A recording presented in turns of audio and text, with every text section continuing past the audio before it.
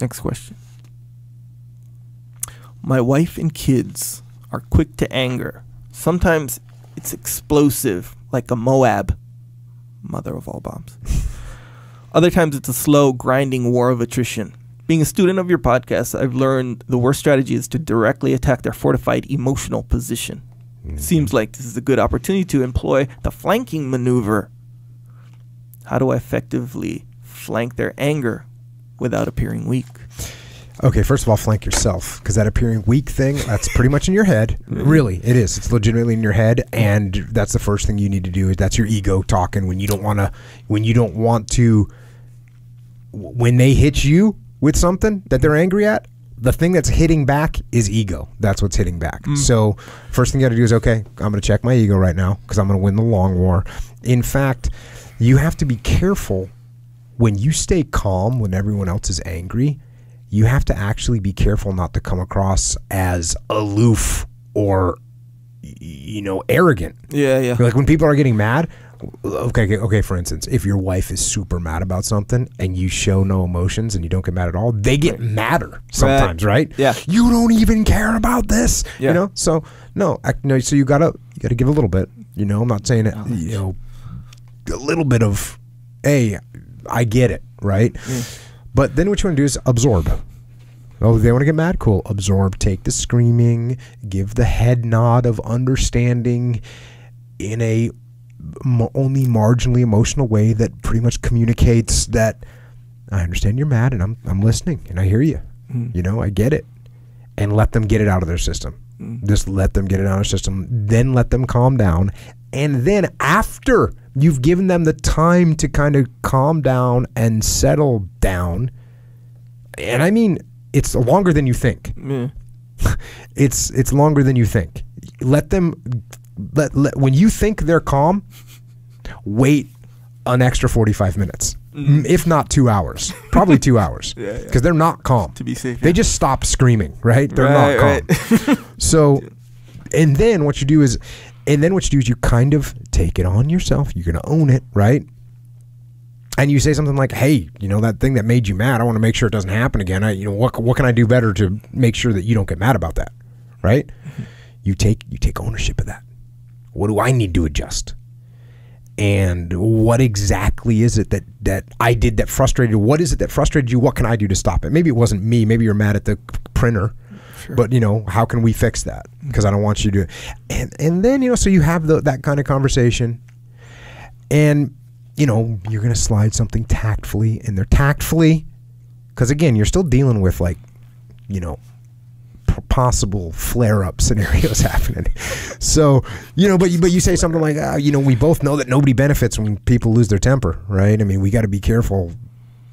It doesn't do us any good when people lose their temper. Everyone knows that, right? So you slide those things in there. You're giving that kind of like little mini lecture indirectly about what's happening. And then when you have other conversations, now we're in just a normal day-to-day thing. You drop things about temper. You talk about temper being, it's a weakness, and it's no one makes good decisions when they lose their temper. I mean, it's some of the dumbest things I've ever done was when I lost. Everyone knows that, but you start sliding those things in there that it's bad for your decision making, it's bad for relationships, it's bad for your health, it's bad for life. And again, you're not directly saying these things, you're subliminally saying it's, man, I remember one time I lost some of the dumbest things I ever did when I lost my temper, and I kicked the wall and I broke my toe and I put a hole in the wall and the landlord came. That's when I hate when I lose my temper. And you start getting them you get them thinking about it over time, and this is the thing, it's a long war, and there's going to be relapses along the way, but you got to just hold the line, keep it steady, absorb, and then flank gently to get them to start self-recognizing where they're at and what their temper does to them. Temper's crazy. Yeah, when you see people lose their temper, it's a total loss of control. Yeah. It's a total loss of control. And it's just doesn't do anybody any good. And when you see someone that really loses their temper, you're like, what is wrong, man? Yeah. Come on. Yeah. And when I was a kid, and I used to lose my temper. And at some point I just realized, I forget what it was. I forget what made me. I think it was something my dad said to me. There's something about, something along those lines of like, yeah, you lose your temper, it's like a little baby. Oh, loss of control. Okay, so you when you realized it, that's because of something your dad said. My dad said to me, something along the lines of like, I think he was referring to an athlete or something, someone that just had no emotions, and how that was impressive. Yeah. And I was like, that is impressive. It's massive control over oneself. Just nothing is going to make me mad. Yeah. Doesn't matter what's going on around me. Yeah. Yeah, it is like a baby, Like I said, like babies, they cry and they whatever because they don't know how to talk. So if they knew how to talk and control everything, they'd just be like, hey, I'm cold. Or hey, I'm hungry. But they don't know how to talk. So why do adults go crazy and cry? Because they're babies. Because they don't know how to talk? If they cry for every little thing, they're babies. Yeah, they don't know how to talk. I say, actually, you know what?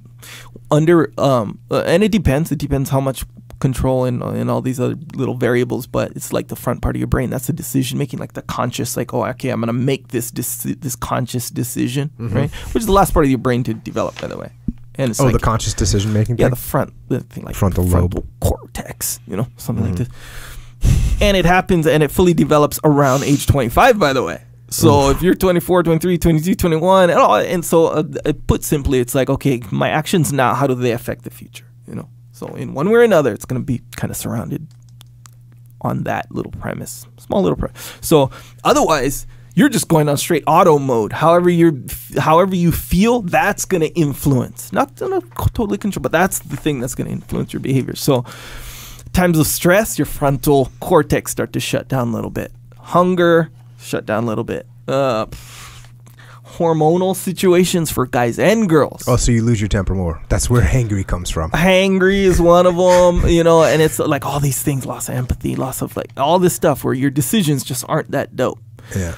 And so, and when I say hormonal, like that's why you get roid rage, because like guys, if they're on steroids, that's their hormones are up. Or girls PMSing, it's like a real, premenstrual syndrome is like real, their hormones are all. So I remember one time my wife when she was pregnant, she started crying during an AT&T commercial.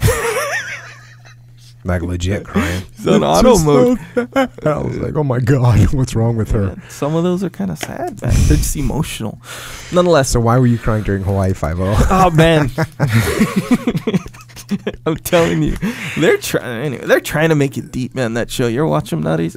Anyway, nonetheless, it's back to losing your temper and stuff. It is a weak thing, so it's kind of obvious, especially from the outside, to see that look, losing your temper is not cool, and a lot of people, they think it's cool because it feels good. Yeah, it feels good, and when you're a little kid, you respect it because you see someone lose their temper, and you're like, scary. Oh my gosh, he's powerful. It's like being like turning into Superman, right? Yeah, in a way. He's mean. He's feared. But Brad, you're not feared, Brad. You look stupid. Yeah, you look dumb. That's the message to convey to your kids. Yeah, is that losing your temper is stupid. Yeah, and man, some people you could tell they say that stuff with a little bit of pride. It's just me and my temper. My temper's gonna get me in trouble, and they're all like, hothead. "Yeah, bro, I'm a hothead, man. That's like me. That should be the kind. I do know you. I wish I didn't. That should be, if you say, "Hey, I just have a temper," that should be the equivalent of you saying, "I don't know how to read." It should be that, hey, nothing wrong with it. You can get past it and, whatever. I'm not going to judge you for it, but it's not good. It's not a good state to be in, to be someone who can't control your temper. Just like it's not a good state to be in as a grown adult to not know how to read. No judgment, but you just solve that problem. That's A. B, if you're having, like if your kids have a temper and they're easy to anger, it's because chances are, I don't know everybody, of course, but chances are they got it from the parents. Keep in mind, you're one of those parents. I'm not saying that you have a temper. I'm not saying you don't, but I am saying, sure, kids have a temper, your wife has a temper, you gotta really honestly evaluate, do I have a temper? And understand that. Because the kids, they're just these little seeds of beings who are like, hey, how do I act? I don't know how to act. I'll act how, just how I'm feeling. I'm going to cry. This is my default. I'm just going to cry when something's wrong. So you're saying if the parents have a temper and show that and act that way, the kids will learn it from them. Kids are going to learn it. So there is something like genetic though. Maybe I guess we don't know if it's genetic or not, but there's some where the father has a bad temper and then the kid has a bad temper. Yeah, but there's no temper gene. So what it is there's a genetic situation for sure that you're more apt to not be able to control certain parts of, or not be able to control, but control less. You know, certain parts of your brain or chemistry is going to make you lean towards certain types of behavior, like impulsive behavior or something like that. There is that for sure. But again, man, when you're a kid, you're just looking for, how do I act? I don't know. I'm growing up. I don't even know how to act. So the first thing you're going to look at is the people, the authority figures in front of you, the parents. If the parents aren't there, who are they looking to? I don't know. The guy next door, the guy on TV, the guy up the street, the guy in the music video, whoever. I don't know. Whoever's doing better than me. That's it. So if you're the parent and you're losing your temper all the time, kid's going to lose their temper. That's what they're going to learn how to act. So point there is, if you lose your temper, or if your kids are losing your temper, you start with yourself. Because you know the kind, there's certain things that's real easy to see when someone else does it. Yeah, most things. But yeah, but it's really, you simply don't see it. Well, it sounds like this guy here that asked this question, he's saying his wife loses his temper, and that could be where the kid is getting the modeling from, right? And he's saying he doesn't. Now, is there a chance that he does too? I guess so, but it sounds like he's pretty together, and he's saying, look, I just need to get them to calm down. Right. So, yeah. In this situation, I'd say it's probably the wife who's losing her temper, and then the kid is imitating or modeling, and then we have this scenario happening. Yeah. So what we need to do is explain to everyone in the family that it's not good. We're not losing our tempers anymore. And the reason I say it too is, again, I'm not saying he does lose his temper, but I am saying that it is a possibility that, because if, let's say, me and you are husband and wife, and you lose your temper. How about we're just bros? Yeah, but we're in a, Who's the wife? Okay, me and my wife. Okay. If she loses her temper, and I'm taking the direct approach, right? Yeah. Which I understand. You're gonna make her now. lose her temper more. No, I'm gonna lose my temper back. I'm gonna go fire. I'm gonna fight fire with fire. You raise your voice, I'm gonna raise my voice. The kid's over there in the corner. How do I act? Oh, that's how I act right there. That's a possibility. And kids will become antisocial. That's the thing. Goes on. It's one of the things. One of the many things. Antisocial. I told you about that book called Mind Games. Small little book. Forget the author. It, pretty clearly and concisely laid out if you have anger issues. What up with that? It's insecurities. Changed my whole life. Low self-esteem. Next question. Next question. Unless we want to go on. No. You sure? Next question. Okay. All right.